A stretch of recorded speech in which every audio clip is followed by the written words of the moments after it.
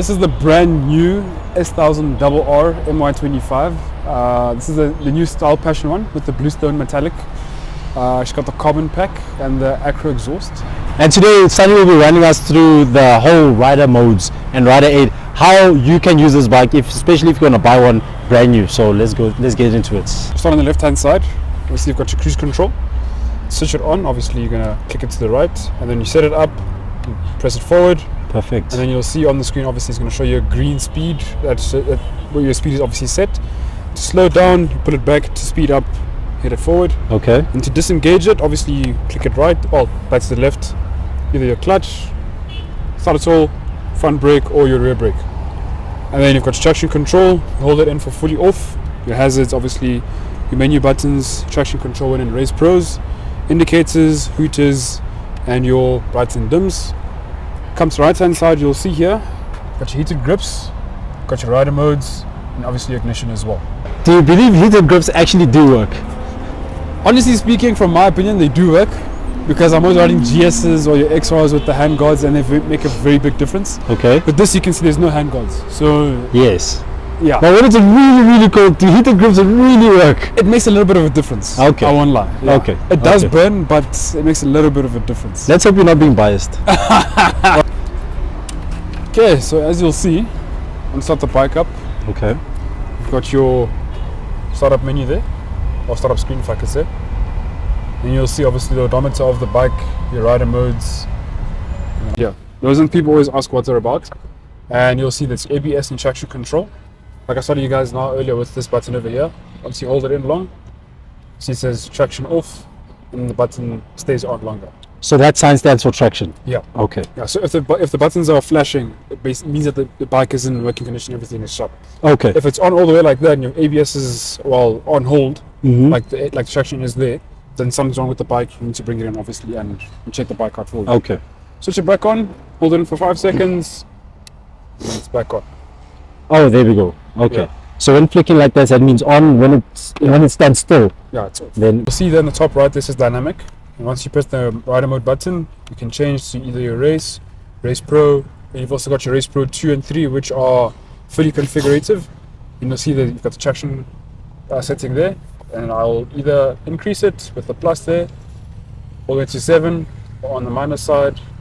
I know some of you like to ride with no traction because the limits are slider in your favor. Yes, it's very fun that way. It's also a little creepy. It goes all the way to minus 7 as well. This is obviously your Valentino Rossi rider modes. This is when you are a full track guru. Yeah. Okay. Not for us street squids. Yes. Yeah. And you'll see in the bottom here, you've got your heated grips as well. So you've got 2, 1 off, and then 3 as well, which is your hottest setting. And then obviously switch it off just like that. Okay. Yeah. Rider modes as well. Also, you can change them on the fly. You'll see my throttle is open. Changing it to dynamic. Throttle is still open. It won't change until I go. Changes back into the next mode. Okay. Wait, hold on. Do that again. I didn't get that. So you'll see my throttle is open. Yes. Open there. Yes. Changing from dynamic to race. If it's still open, it won't change. But once I let go, it changes. 100%. So you can do that while riding as well if you want more power or obviously a different traction settings, like I said. So you don't have to now stand still and then first change it and then stand still. Yeah, you can do it on the fly. Yeah. Okay, great. Cool. Yeah. Perfect. And you'll see there, obviously your fuel range, which is 143 k's, and that is almost a full tank, if I could say. And then back to your odometer as well. Your tire pressures, obviously lifters for the front, righters for the rear. Okay. Obviously, honestly speaking, as a rider, it depends on you. Obviously your weight as well, your height, how you like. Obviously your different tires as well. For me personally, I like it between 2.2 and 2.3 for the front, and then 2.5 and 2.7 for the rear. Okay. Because I'm a lighter rider, and obviously, taking corners and everything. So you are able to adjust the pressures, not change the set points on the bike. No. So that's obviously done manually. Like obviously, or if you've got your own tire pressure kit, you can change it on the go. Okay. Yeah. Okay, great. And then if you come back, you'll see you've got your menus. Obviously this is full TFT. So my vehicle settings basically shows you your bike's oil level and temperature for the engine, your fuel range, battery voltage, and your tire pressures as well. Okay. You use that controlling this menu button over here. Okay. And your toggle switch here. So you'll see if you take it to the right, onboard computer, which is your trips and your fuel consumptions and average speeds and everything. And then your recent trip as well, the tire pressure screen, the specs obviously from factory, and then the actuals that are on the bike when you keep riding. Okay. And you'll see there the next service or your message screen. Next service is due next year, well, March. Or in 10,000 Ks. So okay, please just explain that one part. Yeah. So with the service, it's either you reach a certain amount of mileage or a certain amount of time, correct? That's correct. Okay. So And it's either every year or every 10,000 Ks. I know some people do maybe 20, 30,000 Ks in a year, so they'll service their bike 3 times in a year. okay. Some people do 5,000 Ks in a year and leave it for winter and come back the following year, and then you service it then. Okay. Yeah. Perfect. And then obviously those who have the sports screen, I'll skip it for now because that's obviously it's basic and everything. Mm-hmm.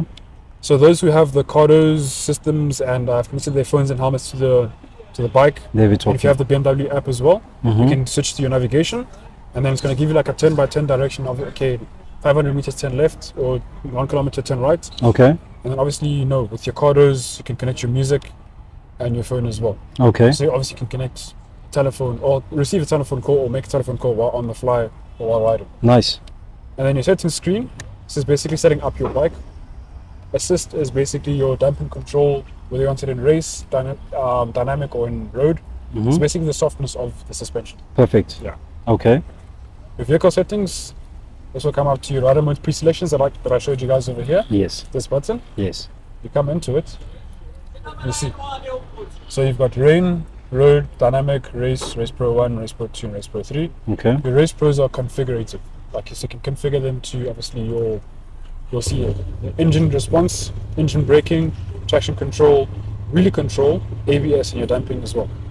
Okay. Please explain what's the difference between traction control and wheelie control. So you know how obviously if you open the throttle up from standstill, the bike will want to pick up. Yes. So if you have it in like zero wheelie, you'll see there the wheelie behavior. So you'll see high wheelie possible, meaning like you can go your 12 o'clocks. Okay. This is a slide wheelie, if I can say. This is like your 10 o'clock, 9 o'clock. Okay. And then you've got your rain. So meaning in rain, you won't have any wheelie support. Like you can't do a wheelie at all. Like you get the front wheel. Okay. Yeah. Yes. Okay. Yeah. And the traction control is basically when you're obviously coming into a corner or you'll see the slip and slide control. There we go. Yeah. So you can set it up to how you want it to be. Yes. If you want full drifting in the corners or in your curves, you can set it up for yourself. But honestly speaking, for me personally, I leave it in race and it has everything pre-configured, which is perfect. Makes sense. Once you start playing with the traction controls and everything, you'll see foil, eh? You'll see foil, eh? And then we come back out. So on the rider mode pre-selections, you can only configure 4 at a time. So you'll see if I take race pro off, I can put road back on, but I won't have my race pros now. Okay. If I take dynamic off, I can have my race pros and then I can still configure it. Okay. Yeah. So on most of the bikes now, for example, your XRs, your GSs, your 1000RRs, S1000XRs, 900s as well. You have the rider mode pre-selections, your alarm system, traction controls, all type of things. Okay. Yeah. And you'll see here, this is one thing that most bikes do not have. Well, other brands, if I could say, you have your alarm system. So you'll see the tilt sensor. Once the bike is off and someone tilts the bike up, the alarm will start ringing. Off as in with the key, Once the key's off. and then out. Okay. Yeah. So for example, I'll show you. It takes about 30 seconds to arm. It's just the bike off. Okay. For about 30 seconds, and you'll hear the alarm come on. It's going to be like a tweet tweet sound. Mm-hmm. You'll see here.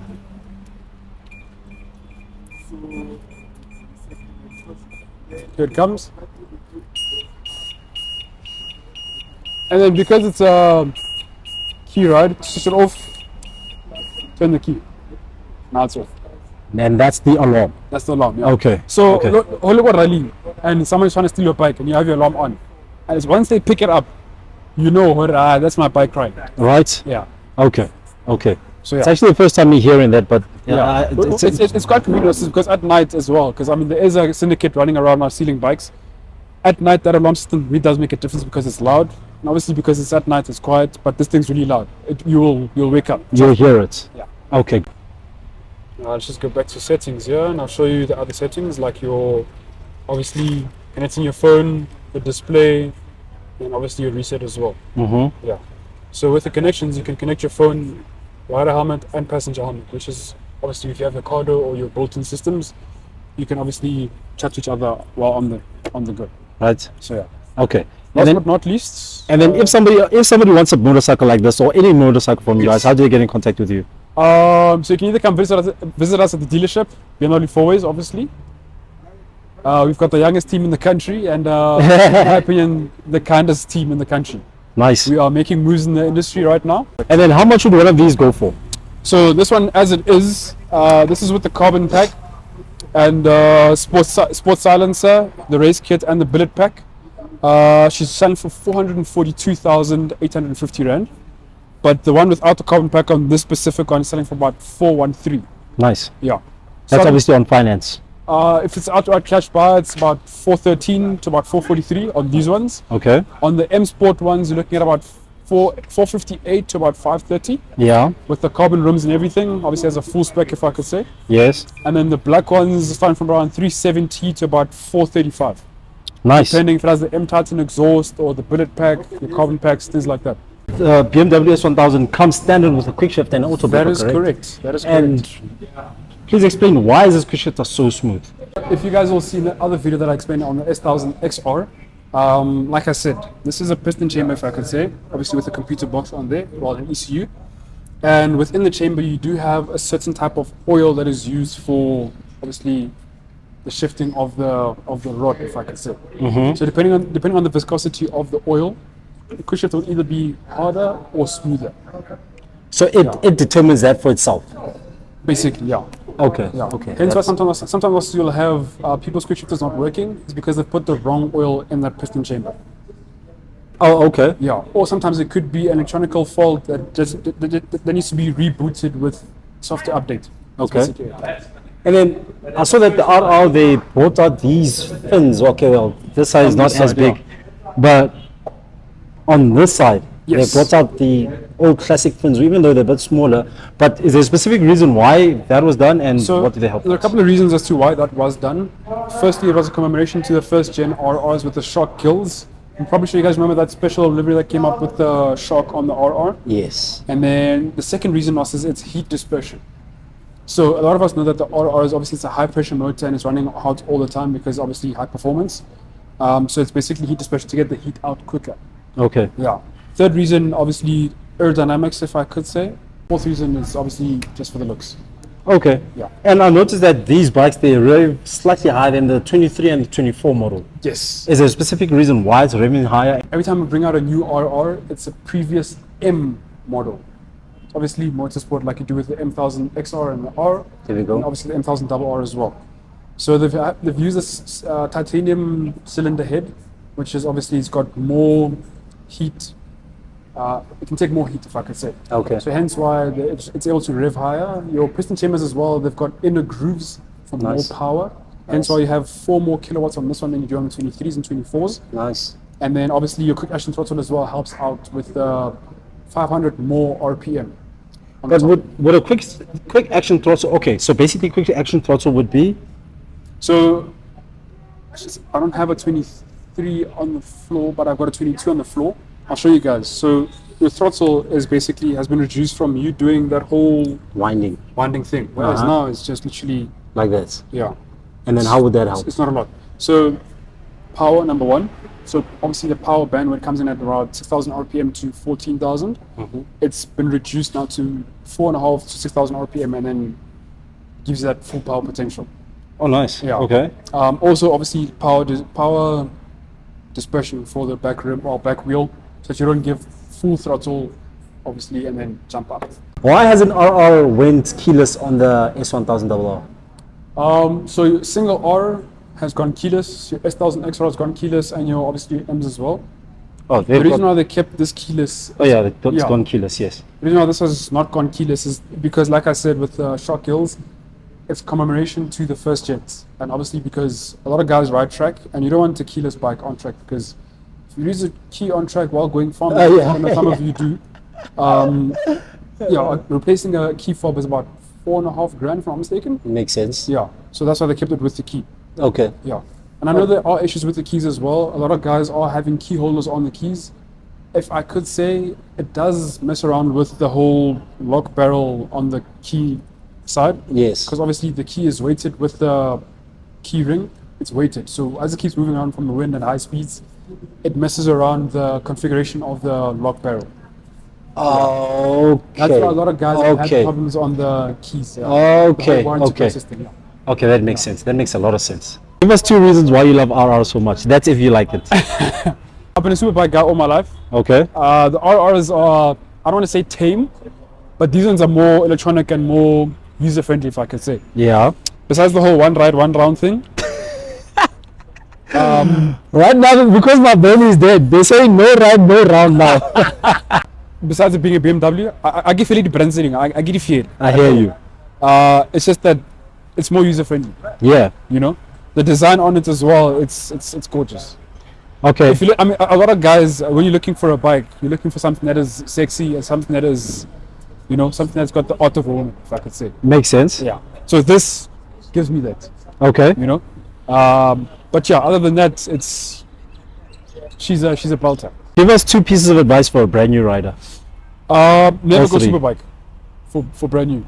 Never But go Super. I've heard other reps and some BMW people saying that a brand new rider is able to ride a BMW S1000 the way it's so rider friendly and user friendly. Okay, there we go. There's the alarm. Yeah, Yeah. there's the alarm going on. Yeah. Honestly speaking, in my opinion, I've been riding since I was 15. Nice. I started on a 125 and then up to 250, from 250 upwards to a 600. Yes. I rode that 600 for about 8-9 years until I was 23, 24, and Nice. unfortunately it got stolen. But Oh. yeah, I'm still scared of riding the 1000 cc's. I've ridden a couple of them: 1098S, Ducati, ZX10 from my dad's one. Yeah. You know, the MV Agustas and everything. Nice. But the 1000 still scare me because the power is instant. Okay. The reason I'm saying don't start a Superbike as a brand new rider is because I'm not just selling you the bike. I'm selling you the experience behind owning the bike. Thank A you. lot of other guys will tell you, yeah, no, it's fine. You can buy an S1000RR for your first bike. No, it's not the way. They just, Wouldn't really they recommend just want that. the commission check at the end of the month. Whereas I'm looking to have you come back in the next 4 or 5 years Yes. and buy a new bike, because I want you as a return customer. I want to build a relationship with you to a point where I can take you out for a weekend and go to a rally. I want you to be safe on the road and everything. And yeah, I'd say maybe a 310 for beginner, because the power is just enough. Yes, we'll be changing it after 6 months or something, but I'm worried about your safety. Thank you. Yeah. Thank you. So my opinion, don't start on a Superbike as a first bike.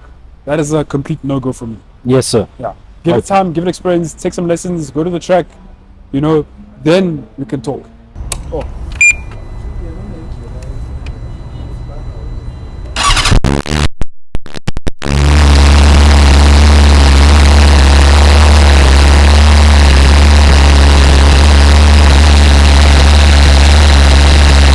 Doesn't really sound as nice as it should. As obnoxious. As it should, but obviously you know warranty, eh? Yeah. Once it's an decade exhaust warranty. Look, honestly speaking, if someone is looking to buy this as a toy, this is honestly a perfect machine. There's a very big difference between this and the 23, well, 24. Yeah. The biggest difference that you feel obviously is the throttle response as well. Yeah. It is the quick action throttle, so you've got 16% less turn. Well, biggest difference other than that would be your downforce on the front wings. Okay, let's get into it. So you'll see, ne? You've now got 33% more downforce at 200 k's an hour. Number one, because of the bigger wing ducts, and obviously your mudguard with your brake cooling ducts. It is a very big difference, and yeah, I mean it is the previous M model, but it makes a very big difference. And because I'm a light rider as well, I mean I only weigh 65 kilograms. Yeah. This on the road, especially on the M14, where there's many crosswinds, you will feel the difference. Take Okay. these things back to back, 23 model and this model, trust me, you will not go wrong with this. Okay. Because I honestly thought that majority of the I honestly thought that the winglets were majority just for track riding and track riders. I never thought that these winglets would actually help on the road or for road riders, or especially when you're wheeling. So according to what you're saying to us right now, it actually does. It does. Okay. Yeah. There's a reason why the German engineers have done these things for a very long time. I mean, some of us are street squids, myself included, but there's a reason why they do all these things and put these bikes on the road, you know. Okay. I mean, yes, it is big, and you know you can fist it. No sexual pun intended. But it does make a very big difference. Okay. Yeah.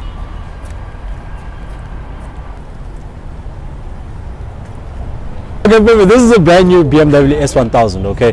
And obviously we know this is, what's the mileage? 0, I'm assuming, or something close to that. This is a demo model actually. Oh. It's got 1,225 k's. Yeah.